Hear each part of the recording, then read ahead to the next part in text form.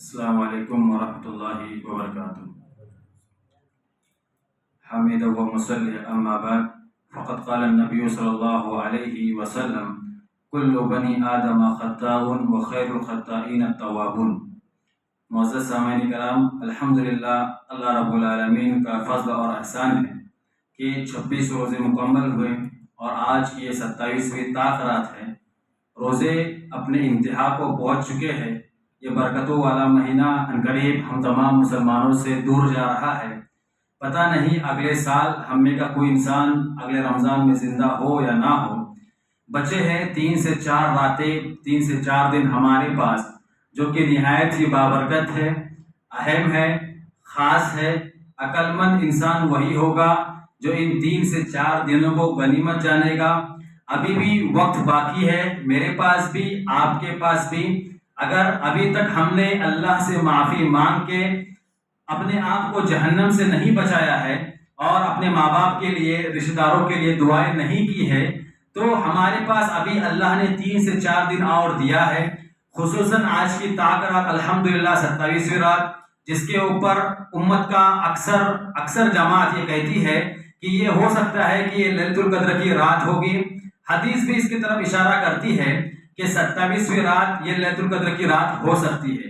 ویسے تو بہت ساری حدیثیں ہیں کہ نبی صلی اللہ علیہ وسلم کا فرمان ہے کہ جب 21ویں رات تھی، پہلی طاق رات، نبی صلی اللہ علیہ وسلم نے خواب میں دکھایا کہ نبی وسلم کو کہ طاق رات کب ہے، پھر بھلا دیا گیا کہ کب ہے، 21 کو ہے کہ 23 کو ہے، 25 کو ہے، 27 کو ہے یا 29 کو ہے۔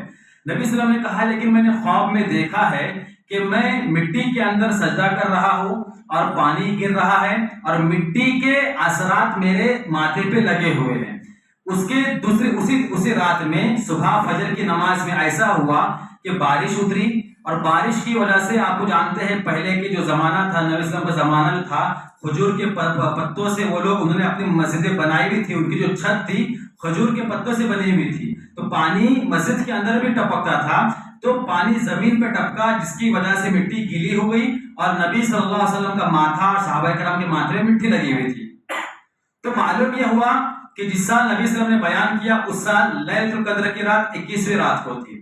اس کے بعد اور ایک صحابی سے سیم روایت ملتی ہے، لیکن اس کے اندر 23ویں رات کا ذکر ہے۔ اسی طرح ایک سال ایسا ہوا کہ مدینہ کے اندر بہت سارے صحابہ کرام نے ایک ساتھ خواب دیکھا اور سب نے سیم خواب دیکھا۔ ایک ہی رات میں بہت سارے لوگوں نے ایک خواب دیکھا کہ اللہ نے ان کو یہ خواب دکھایا کہ جو لیلۃ القدر ہے یہ آخر کے 7 راتوں میں آتی ہے، یعنی 24 سے لے کے 30، اس 7 راتوں کے اندر آتی ہے۔ تو نبی صلی اللہ علیہ وسلم نے کہا اچھا ایک کام کرو، جب اتنے سارے لوگوں نے یہ خواب دیکھا ہے تو اس کا مطلب یہ ہے کہ ہم کو یہ چاہیے کہ ہم آخر کے 7 دنوں کے اندر لیلۃ القدر کو تلاشیں۔ اور نبی صلی اللہ علیہ وسلم کا عمل یہ بھی تھا کہ آپ 21 کو بھی جاگتے، 23 کو بھی جاگتے، 25 کو بھی جاگتے، 27 کو خود بھی جاگتے اور اپنے گھر والوں کو بھی لے کے آتے، گھر والوں کو پوری رات جگاتے اور اتنی عبادت کرتے، اتنی لمبی نماز پڑھتے کہ صحابہ کرام کو ڈر ہوتا کہیں فجر نہ چلی جائے۔ تو ان ساری حدیثوں کا خلاصہ کلام یہ ہے کہ کچھ فکس نہیں ہے کہ 27 ہی کو لیلۃ القدر ہوگی، لیکن آدھے سے زیادہ چانس ہے کہ 27 کو ہو بھی سکتی ہے اور نہیں بھی ہو سکتی ہے۔ اسی لیے احتیاطاً نبی صلی اللہ علیہ وسلم کیا کرتے تھے، آخر کے 10 راتیں جاگتے تھے، اور خصوصاً کہا ہے کہ آخر کے 5 طاق راتوں میں لیلۃ القدر کو تلاشنے کی کوشش کرو۔ تو الحمدللہ 27 رات میں ہم لوگ داخل ہو چکے ہیں، تو ہمیں یہ چاہیے کہ اس رات میں خاص کر کے ہم لوگ اللہ رب العالمین کے سامنے نفلی عبادت کریں، قرآن کی تلاوت کریں اور توبہ استغفار کریں۔ میرا جو آج کا جو ٹاپک تھا وہ توبہ استغفار کا تھا، اور میں آپ کے سامنے بس 5 سے 6 منٹ کے اندر توبہ استغفار میں کچھ بیان کرنا چاہتا ہوں، کیونکہ یہ مہینہ مغفرت کا مہینہ ہے اور یہ اللہ سے معافی مانگنے کا مہینہ ہے۔ اللہ کے نزدیک سب سے بہترین گنہگار انسان وہ ہے۔ گنہگار تو گنہگار ہوتا ہے، اس کو گناہ ملتا ہے، لیکن کچھ گنہگار ایسے بھی ہوتے ہیں جو اللہ کے نزدیک قابل احترام ہوتے ہیں۔ اللہ ان کے گناہ بھلے گناہ کر رہے ہیں لیکن اللہ کے نزدیک وہ ریسپیکٹڈ ہے۔ تو نبی صلی اللہ علیہ وسلم نے کہا کل بنی آدم خطاء، ہر بنی آدم یعنی آدم کی جتنی اولاد ہے، چاہے وہ مسلمانوں میں ہو کہ غیر مسلمانوں میں، مرد ہو یا عورت ہو، بوڑھا ہو، بڈھی ہو، بچہ ہو کہ بچی ہو، ہر کسی سے غلطی ہوتی ہے اور ہو سکتی ہے۔ وخیر الخطائین التوابون، لیکن سب سے بہترین خطا کار اور گنہگار انسان وہ ہے جو غلطی ہونے کے فوراً بعد اللہ سے معافی مانگتا ہے، اور اللہ کو ایسے بندے پسند ہے جو لوگ غلطی کرتے ہیں اور غلطی کرنے کے بعد ترنت اللہ سے معافی مانگتے ہیں۔ ایک حدیث میں ایسا بھی آتا ہے کہ اگر تم لوگ گناہ کرنا چھوڑ دو گے، اللہ تمہاری جگہ پہ دوسری قوم کو لے کے آئے گا جو غلطیاں کرے گی اور اللہ سے معافی مانگے گی، کیونکہ یہ اللہ کو پسند ہے کہ جو انسان جس انسان سے غلطی ہو جائے وہ ترنت اللہ سے معافی مانگ لیتا ہے۔ تو اسی طرح مومن جو ہوتا ہے، عبداللہ بن مسعود غالباً بیان کرتے ہیں، مومن کو اپنے گناہوں کا بوجھ ایسا محسوس ہوتا ہے گویا کہ وہ ایک پہاڑ کے نیچے بیٹھا ہو اور اس کو ڈر ہو کہ یہ پہاڑ میرے سر پہ گر جائے گا۔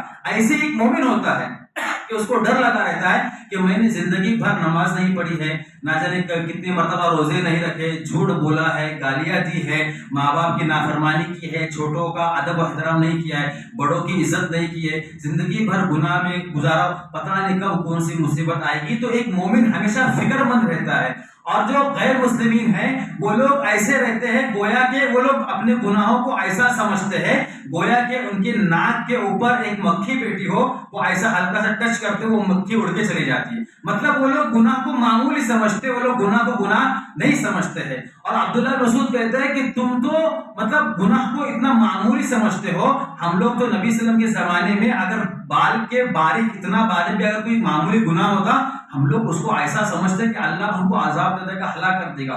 اور آج دیکھو، آج ہمارے نزدیک ہم اتنا جھوٹ بولتے کہ اب وہ گناہ لگتا نہیں ہے۔ انسان اتنا جھوٹ بولتا ہے اب اس کو لگتا ہی نہیں کہ وہ جھوٹ بول رہا ہے، گناہ کا کام کر رہا ہے۔ انسان نماز اتنی چھوڑ رہا ہے کہ اس کو احساس ہی نہیں ہے کہ میں گناہ کا کام کر رہا ہوں۔ انسان چوری اتنا کرتا ہے، غیبت اتنی کرتا ہے، ایک دوسرے کی برائی اتنی کرتا ہے کہ اس کو احساس ہی نہیں ہے۔ آج ہمارا عالم یہ ہے کہ ہم گناہ تو کر رہے ہیں لیکن ہم کو گناہوں کا احساس ہی نہیں ہے کہ ہم کیا کر رہے ہیں۔ اسی طرح اللہ تعالیٰ فرماتا ہے ان الحسنات یذہبن السیئات، یہ رات مغفرت کی رات ہے، یہ مہینہ اللہ سے معافی تلافی کرنے کا مہینہ ہے۔ اگر آپ اللہ سے معافی مانگتے ہو فائدہ یہ ہوگا کہ اللہ تمہارے گناہوں کو معاف تو کر دے گا، لیکن تم نے جتنے گناہ کیے ہیں اللہ اس کو نیکیوں میں کنورٹ کرے گا۔ ایک تو یہ ہے، مثال کے طور پہ میرے پاس اگر 1000 گناہ ہے، حالانکہ اس سے زیادہ ہو سکتے ہیں، میرے پاس بھی آپ کے پاس بھی، اگر ہم اللہ سے معافی مانگے تو جتنے گناہ ہیں اللہ اس کو معاف کرے گا، اور جتنے ہمارے گناہ ہیں اتنا زیادہ اللہ ثواب بھی دے گا۔ یہ فائدہ ہوتا ہے اللہ رب العالمین سے معافی مانگنے کا۔ اللہ تعالیٰ کہتا ہے یا ایھا الذین آمنوا توبوا الی اللہ توبۃ نصوحا، اے لوگوں جو ایمان لائے ہو تم اللہ سے پکی اور سچی توبہ کرو۔ اسی طرح انبیاء کرام بھی اللہ سے معافی مانگتے تھے۔ بہت سارے واقعات ہیں، 2 واقعہ بس شارٹ کے اندر میں آپ کے سامنے بیان کرتا ہوں۔ آدم علیہ السلام سے غلطی ہوئی تھی، اللہ نے کہا جنت میں جو کھانا ہے کھاؤ پیو، جدھر گھومنا ہے گھومو، عیش و عشرت کی زندگی گزارو، بس یہ ایک درخت ہے۔ اب کچھ لوگ بیان کرتے ہیں کہ یہ گیہوں کا درخت تھا، کچھ لوگ بیان کرتے ہیں کوئی اور درخت تھا، تو مطلب کچھ لوگ ایسی بھی مطلب یہ کرتے ہیں، لاجک استعمال کرتے ہیں کہ وہ گیہوں کا درخت تھا یا پھر گیہوں تھا، اگر وہ کھا لیتے تو ان کو پاخانہ ہو جاتا اور جنت کے اندر جو ہے یہ ناپاکی کوئی جگہ نہیں ہے، اسی لیے اللہ نے منع کیا۔ حالانکہ نہ تو اللہ نے اس کا کوئی ذکر کیا ہے قرآن میں کہ وہ کون سا درخت تھا، اور نہ ہی نبی صلی اللہ علیہ وسلم نے بیان کیا ہے کہ وہ کون سا درخت تھا۔ اللہ نے کہا یہ ایک درخت ہے، اللہ نے اس کو چھپا دیا۔ وہ کون سا درخت تھا اللہ نے نہ تو قرآن میں ذکر کیا نہ رسول اللہ صلی اللہ علیہ وسلم نے حدیث میں ذکر کیا۔ یہ ایک درخت ہے، اس کے قریب مت جانا۔ شیطان نے دل میں وسوسہ ڈالا، آدم علیہ السلام نے کھائے، اللہ تعالیٰ نے دنیا کے اندر بھیج دیا۔ تو آدم علیہ السلام کو جب اپنی غلطی کا احساس ہوا تو انہوں نے اللہ رب العالمین سے معافی مانگی، ربنا ظلمنا انفسنا، یا اللہ تو ہم نے اپنے نفسوں پہ ظلم کیا ہے، یا اللہ تو ہمیں معاف کر دے، اگر تو ہم کو معاف نہیں کرے گا ہم تو خسارے اٹھانے والوں میں سے ہو جائیں گے۔ تو اس دنیا کا سب سے پہلا انسان، سب سے پہلا نبی آدم علیہ السلام، ان سے غلطی ہوئی، انہوں نے بھی معافی مانگی۔ جب اللہ رب العالمین نبیوں کو کسی جماعت میں، کسی قوم میں، کسی گروپ میں نبی بنا کر بھیجتا ہے دعوت تبلیغ کے لیے، پھر وہاں کے لوگ اسلام کو قبول کرے یا نہ کرے، وہ نبی اس جماعت کو چھوڑ کے نہیں جا سکتا ہے۔ حضرت یونس علیہ السلام اپنی قوم کو دعوت تبلیغ کا کام کرتے رہے، لوگ نہیں مانے، آخرکار پریشان ہو گئے اور اپنی گاؤں کو، اپنی جماعت کو چھوڑ کے چلے گئے۔ حالانکہ نہ تو اللہ سے پرمیشن لی، حالانکہ جبرائیل السلام آتے ہیں نبیوں کے پاس اللہ کا حکم لے کے، یونس علیہ السلام اپنی مرضی سے نکل گئے، کشتی میں بیٹھے اور سمندر کے راستے سے نکل رہے تھے۔ اب کشتی کے اندر اور بہت سارے لوگ تھے، طوفان آیا، کشتی ہلنے لگی. اور اس زمانے میں ایسا تھا کہ اگر سمندر کے اندر طوفان آتا ہے، کشتی ہلتی ہے، تو ان لوگوں کا ایک عقیدہ تھا، فیت تھا ان لوگوں کا کہ اگر کشتی ہل رہی ہے اس کا مطلب ہمارے درمیان ایک کوئی اللہ کا نافرمان بندہ بیٹھا ہے، گنہگار بندہ بیٹھا ہے. اب انہوں نے کیا کیا، چٹھی میں نام لکھا، چٹھی اڑائی، نام لکھا یونس علیہ السلام کا. اب یہ لوگ حیران پریشان ہو گئے کہ ایسے کیسے ہو سکتا ہے، یہ تو نبی ہونے کا دعویٰ کرتا ہے، یہ تو اللہ کا پیغام لے کے آیا ہوا ہے، یہ گنہگار کیسے ہو سکتا ہے. تو انہوں نے کیا کیا، دوبارہ چٹھی اڑائی، دوبارہ چٹھی میں یونس علیہ السلام کا نام آیا. پھر وہ لوگ حیران ہوئے، انہوں نے کہا ہو سکتا ہے غلطی سے آیا ہوا. تیسری مرتبہ پھر نام اڑایا، تیسری مرتبہ بھی یونس علیہ السلام کا نام نکلا. آخرکار ان لوگوں نے یونس علیہ السلام کو مچھلی کیا کہتے ہیں سمندر میں ڈال دیا. پھر وہ آپ کو واقعہ معلوم ہے، 40 دن تک وہ مچھلی کے پیٹ میں رہے، اللہ رب العالمین نے پال کے بتایا وہاں پہ. تو وہاں پہ بھی یونس علیہ السلام نے اللہ سے دعا کی. اور یہ سب سے چھوٹا سید الاستغفار ہے. انسان اگر یاد کر لے، انسان بڑے بڑی پوسٹوں پہ، بڑے بڑے عہدوں پہ فائز ہو سکتا ہے، اللہ سے اپنی معافی منوا سکتا ہے. چھوٹا سا جملہ ہے، لا الہ الا انت سبحانک انی کنت من الظالمین. اس میں کیا ذکر ہے، لا الہ الا انت، سب سے پہلے اللہ کی تعریف ہے. یا اللہ تیرے علاوہ کوئی معبود نہیں ہے. اس دنیا میں جتنے بھی معبود ہے، معبود مطلب جس کی عبادت کی جاتی ہے، جتنے بھی معبود ہے سب کے سب جھوٹے ہیں، باطل ہے. تو لا الہ الا انت سبحانک، دوسری بات تو تمام عیوب سے پاک ہے، تجھ سے کوئی غلطی نہیں ہوتی ہے، تو ہر عیب سے پاک و صاف ہے. انی کنت من الظالمین، اللہ کی حمد و ثنا بیان کیے، اللہ کی تعریف بیان کیے. اب اللہ کے سامنے اپنا نقصان بیان کر رہے، اپنے عاجزی دکھا رہے. انی کنت من الظالمین، اللہ میں ظالموں میں سے ہوں، میں گنہگاروں میں سے ہوں. اگر کوئی انسان یہ دعا بھی پڑھ لے، اللہ رب العالمین اس کو، اس کے گناہوں کو، جتنے بھی گناہ ہیں اللہ اس کو معاف کر دیتا ہے. تو خصوصاً اس دعا کا اہتمام کریں. اسی طرح ہمارا جو آخری نقطہ وہ یہ ہے کہ شروط قبولیت دعا، یعنی اگر توبہ، اگر آپ کسی بھی گناہ سے اگر اللہ سے معافی مانگنا چاہتے ہیں، جو بھی آپ کی زندگی میں گناہ ہوا ہے، یاد رکھیں رمضان ایک ابھی جو مہینہ چل رہا ہے، اگر کسی نے رمضان کے روزے رکھے، نبی صلی اللہ علیہ وسلم نے فرمایا کہ من قام رمضان ایمانا واحتسابا غفر له ما تقدم من ذنبه، جس کسی انسان نے ایمان کے ساتھ اور نیکی کے امید کے ساتھ رمضان کے روزے رکھے، اللہ اس کے پچھلے سارے گناہوں کو معاف کر دیتا ہے. مطلب جتنے چھوٹے چھوٹے گناہ ہوئے ہیں اللہ اس کو معاف کر دیتا ہے. اسی طرح دوسری حدیث ہے، من قام لیلۃ القدر، جس نے لیلۃ القدر میں قیام کیا، جیسا کہ آج ہے تاخرات، تو اگر جس نے لیلۃ القدر کا قیام کیا اللہ اس کے پچھلے گناہوں کو معاف کر دیتا ہے. اسی طرح تراویح کے متعلق بھی حدیث ہے کہ من قام، وہ حدیث ایسا ہے کہ جس کسی نے امام کے پیچھے تراویح کی نماز پڑھی یا پھر قیام اللیل کیا، تہجد پڑھی، تو اللہ تعالیٰ اس کے پچھلے گناہوں کو معاف کر دیتا ہے. پھر وہ چاہے چھوٹے گناہ ہو، اللہ تعالیٰ بڑے گناہوں کو ایسے معاف نہیں کر دیتا ہے. اللہ چاہتا ہے کہ تم بیٹھو اور اللہ کے سامنے اپنے ایک ایک گناہ کو یاد کرو. یا اللہ میں نے یہ گناہ کیا ہے، چوری ہوئی ہے، کسی کی غیبت کی ہے، اور کچھ بڑا گناہ کیا ہے. تو جو بھی آپ نے گناہ کیا ہے آپ ان گناہ کو یاد کرو اور اللہ رب العالمین سے معافی مانگو. یاد رکھو اس دنیا میں 70% سے زیادہ پانی ہے، لیکن یہ سارا کا سارا پانی جہنم کی آگ کو نہیں بجھا سکتا ہے، لیکن آپ کی آگ سے گرا ہوا ایک آنسو کا قطرہ اللہ رب العالمین کی پوری جہنم کو بجھا سکتا ہے. اور نبی صلی اللہ علیہ وسلم نے فرمایا کہ ایسا انسان جس کی آنکھ سے آنسو نکلتا ہے صرف اللہ کے ڈر سے کہ میں نے یہ گناہ کیا ہے، اگر اللہ نے میری پکڑ کی تو میرا کیا حال ہوگا، اس ایک آنسو کے قطرے کی وجہ سے اللہ تعالیٰ اس انسان کے اوپر جہنم حرام کر دیتا ہے، صرف ایک آنسو کے قطرے کی وجہ سے.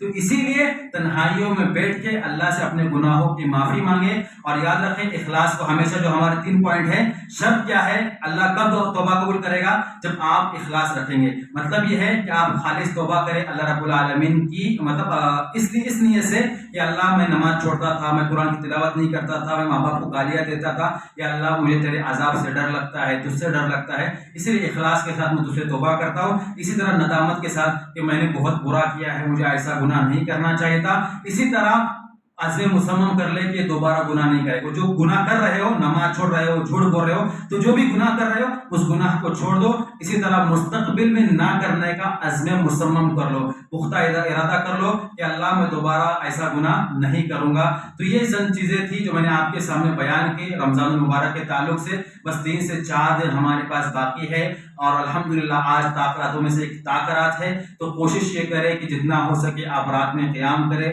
نفل نمازیں پڑھے، قرآن کی تلاوت کرے، صدقہ و خیرات بھی کرے، اور اللہ رب العالمین سے اپنے لیے معافی مانگے، میرے لیے بھی معافی مانگے، تمام مسلمانوں کے لیے معافی مانگے۔ جو لوگ ہم سے پہلے اس دنیا سے جا چکے ہیں ان کے لیے خصوصاً معافی مانگے، کیونکہ وہ بیچارے پتہ نہیں کیسی زندگی گزار رہے ہوں گے۔ میں نے شروع کے درس میں کہا تھا کہ آج الحمدللہ ہمارے پاس یہ دنیا چلتی پھرتی دنیا ہے، لائٹنگ ہے، اے سی ہے، فین ہے، سب کچھ ہے۔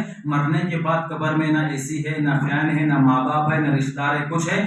لوگ ہزاروں سال پہلے سے اپنے قبر کے اندر سوئے ہوئے، نہ جانے وہ اپنی زندگی کیسے گزار رہے ہوں گے۔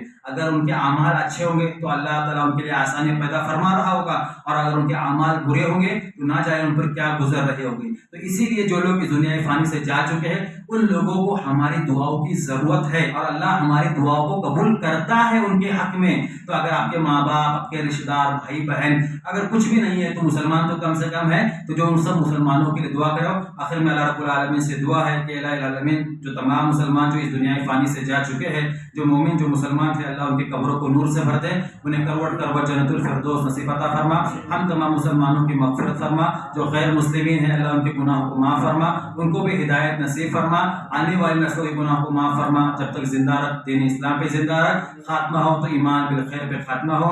آمین ثم آمین، تقبل یا رب العالمین، وآخر دعوانا ان الحمد للہ رب العالمین۔ السلام علیکم ورحمۃ اللہ وبرکاتہ۔